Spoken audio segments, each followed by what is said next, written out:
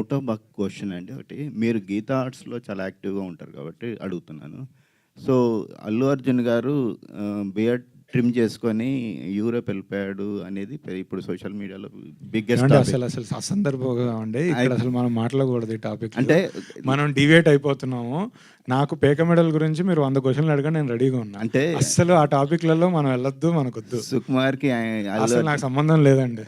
నేను మీ క్వశ్చన్ కూడా వినట్లేదు. ఓకే. రాకేష్ గారు. సో, ఇప్పుడు అంటే ఈ ట్రైలరు, టీజరు అంటే ప్రమోషనల్ యాక్టివిటీసు, ఈ ప్రీమియర్స్‌కి వస్తున్న రెస్పాన్స్ చూస్తుంటే ఒక మంచి సినిమా అటెంప్ట్ చేశారని అనిపిస్తుంది. సో, అయితే ఈ క్యారెక్టర్‌ని, హీరో క్యారెక్టర్‌ని మీరు వేయకుండా అతన్ని చూస్ చేసుకోవడం ఏంటి? తర్వాత మీ మీద నమ్మకం లేదా? ఆయన మీద ఎక్కువ నమ్మకం ఉందా? Sir okay, good question. So అదే సార్, కొన్ని ఇప్పుడు కథలు, నా ఇన్స్పిరేషన్ అంతా కథలతో వస్తాయి సార్.